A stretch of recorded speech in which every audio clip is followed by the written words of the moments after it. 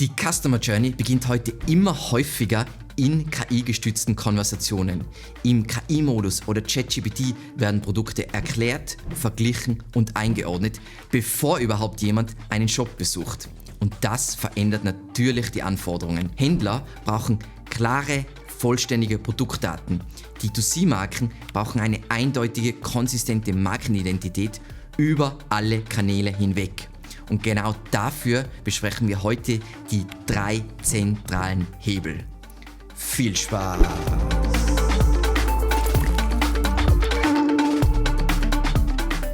Wenn Produktrecherche in einer KI-Konversation beginnt, dann verändert sich die Perspektive auf dein Sortiment. Denn der Nutzer sieht deine Website erst später. Die KI sieht deine Produktinformationen zuerst. Und diese Informationen sind heute multimodal. Attribute, Bilder, Videos, Bewertungen, Fragen und Antworten und alles, was so über dein Produkt im Web existiert. Für Menschen ist eine Produktseite ein visuelles Erlebnis. Für KI-Systeme ist sie eine Sammlung aus Bedeutungen, Eigenschaften, Einsatzgebiete, visuelle Merkmale und Zusammenhänge. Die KI bewertet nicht ein Layout, sondern ob ein Produkt klar beschrieben, eindeutig erkennbar und logisch in eine Vergleichsstruktur einzuordnen ist, textuell und visuell. Genau diese KI-Interpretation entscheidet oft darüber, welche Produkte überhaupt in eine Vorauswahl kommen, bevor jemand deinen Shop besucht. Ein Beispiel von mir: Wir mussten vor kurzem Babysachen kaufen, inklusive Kinderwagen. Hier wurde kein Geschäft besucht oder online recherchiert, sondern wir haben unsere Anforderungen zusammengeschrieben, einen Prompt gebaut, in ChatGPT Deep Research verwendet und so unsere Vorauswahl auf 3 Produkte beschränkt, die dann im Geschäft gekauft wurden. Das heißt, auch Attribution wird schwieriger. Genau das ist der Grund, warum wir jetzt über 3 Hebel sprechen müssen, die weit über klassische Shop-Optimierung hinausgehen. Hebel Nummer 1. Reichhaltige Produktdaten, die Maschinen verstehen. Wenn KI-Systeme dein Produkt zuerst über Daten interpretieren, dann zählt im ersten Schritt nicht deine Website, sondern die Qualität deiner Produktinformationen. Für Händler ist das aus meiner Sicht einer der zentralen Hebel, denn eine KI baut aus diesen Informationen und vor allem aus deinem Produktfeed ein Modell davon, was du verkaufst, wofür dein Produkt geeignet ist und wie gut sich Produkte miteinander vergleichen lassen. Und genau hier entstehen heute meiner Meinung nach die größten Lücken.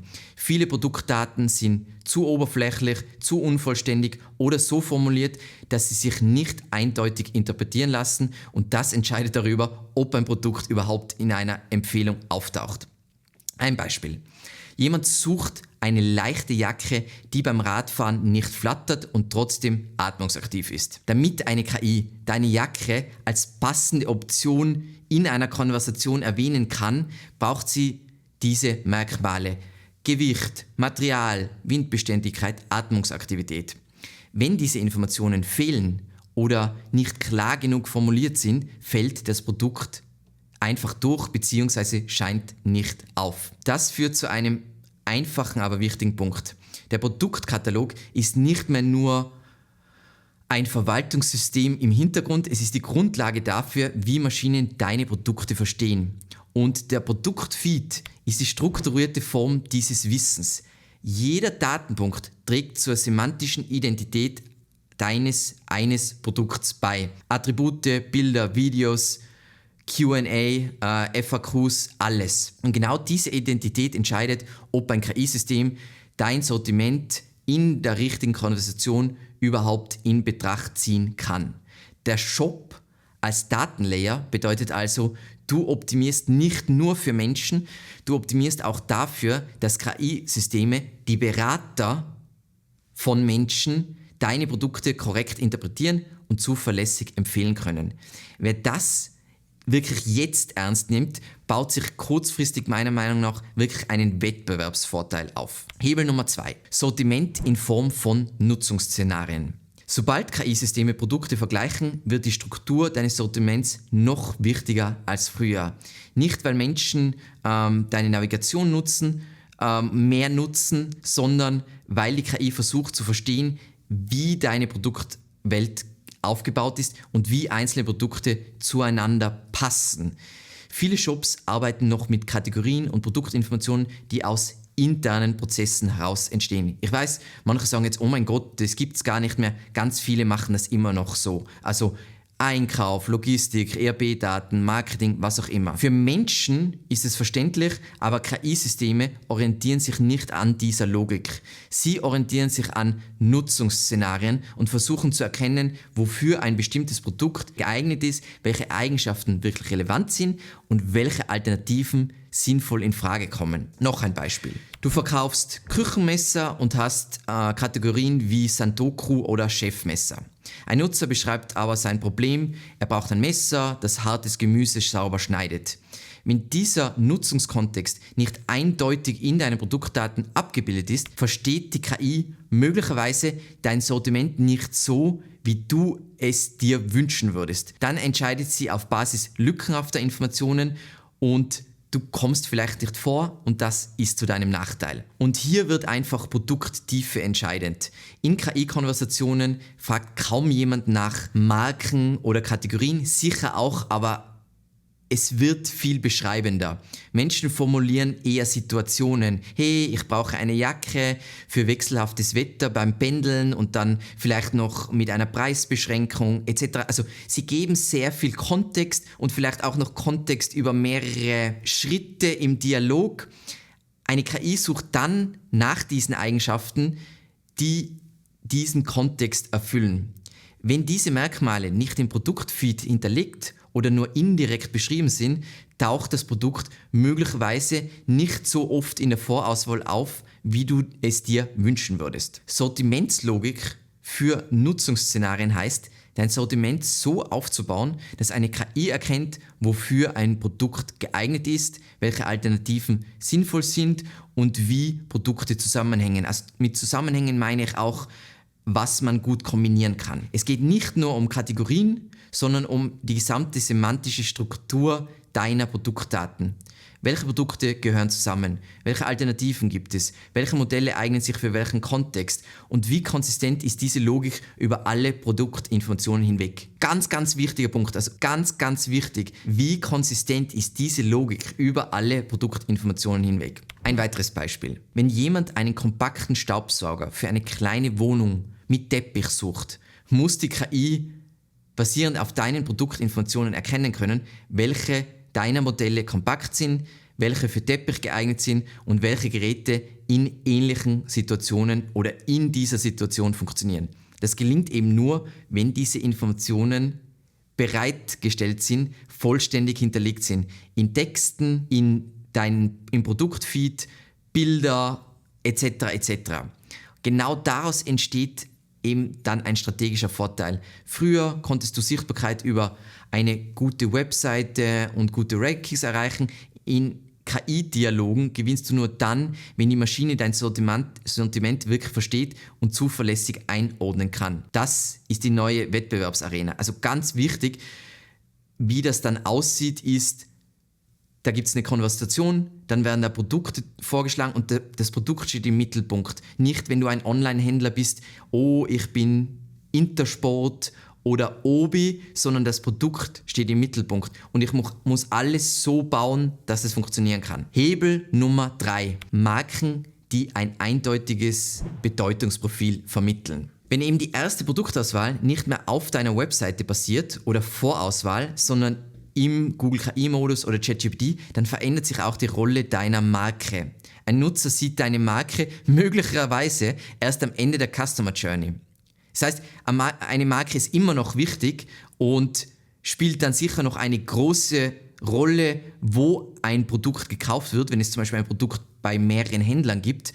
Aber vielleicht sieht der User es erst am Ende der Customer Journey. Die KI dagegen verarbeitet Markeninformationen von Anfang an. In Beschreibungen, in Bewertungen, in Videos, in externen Erwähnungen und überall dort, wo dein Name im Web vorkommt.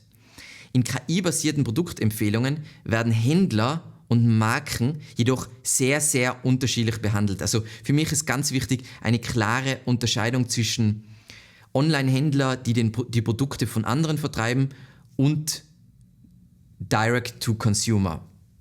Für Händler, zählt vor allem das vorher Besprochene, die maschinenlesbare Qualität der Produktdaten. Wie vollständig, eindeutig und konsistent sind die Produktinformationen? Wie klar lässt sich ein Sortiment vergleichen und einordnen? Die KI bewertet Händler primär über diese strukturellen Signale. Für D2C-Marken sieht die Logik vollkommen aus meiner Erfahrung bisher anders aus.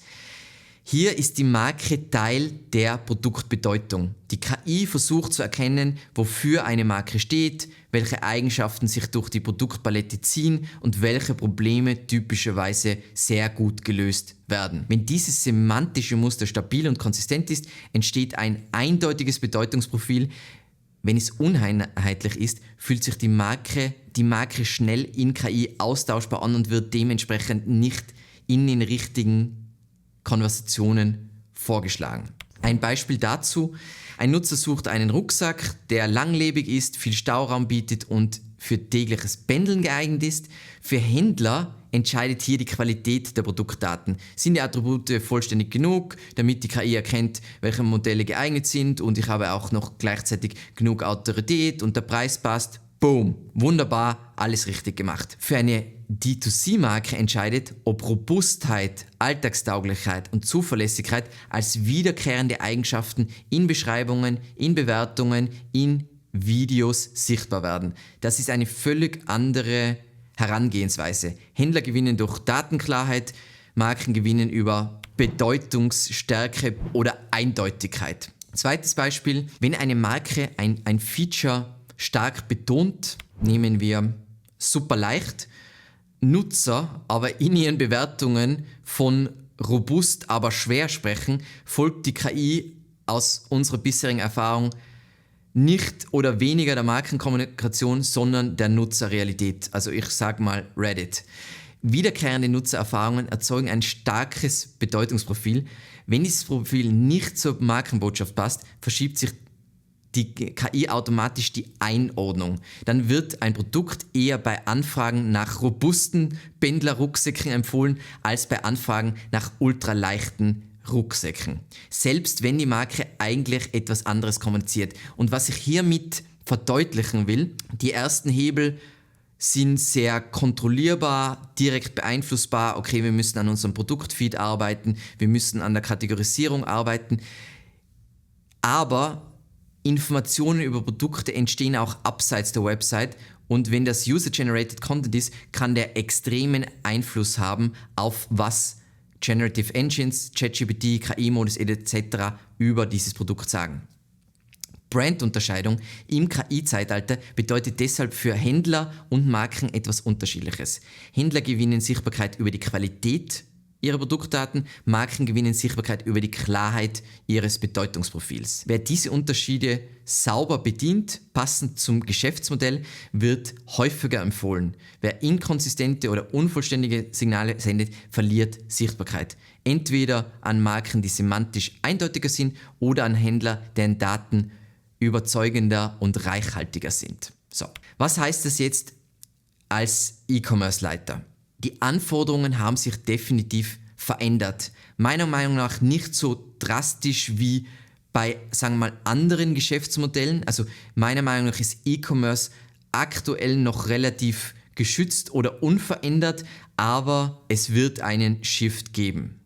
Die Grundlage sind maschinenverständliche Produktdaten, reichhaltige Daten, ein Sortiment, das in Nutzerszenarien lesbar ist, und eine Marke, deren Bedeutungsprofil stabil bleibt, unabhängig vom Kanal. Der erste Schritt ist deshalb, Produktdaten als Content zu verstehen. Also das Allerwichtigste, was man aus dieser Folge mitnehmen sollte, ist Produktdaten als Content. Nicht als, ich muss halt diese Felder im ERP-System pflegen, sondern semantische Beschreibung eurer Produkte. Vollständig, eindeutig, reichhaltig, in einer Qualität, die es KI-Systemen erlaubt, zuverlässig zu interpretieren. Der zweite Schritt ist, die eigene Sortimentslogik zu überprüfen. Passen die Kategorien und die Attribute zu dem, wie Nutzer an die Produktauswahl herangehen? Oder basieren sie eher auf unseren internen Strukturen? Eine KI bewertet, ob Produkte, wie sie in realen Situationen verwendet werden. Ganz, ganz wichtig. Wir sind nicht mehr in einer Keyword-Welt mit wenig Kontext und der User recherchiert hier, sondern wir sind in einer Konversation, wo der User mit der KI zusammen wahrscheinlich die Anforderungen erarbeitet und dann wird der Vorschlag auf diesem Gesamtkontext basierend gemacht.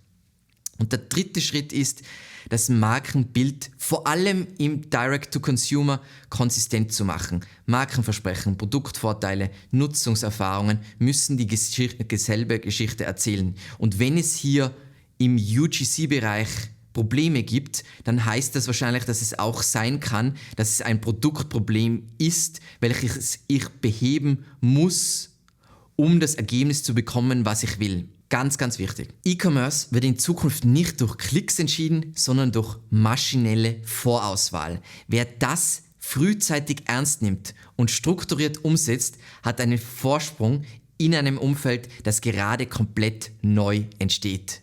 Vielen lieben Dank fürs Zusehen und bis zum nächsten Mal. Ciao.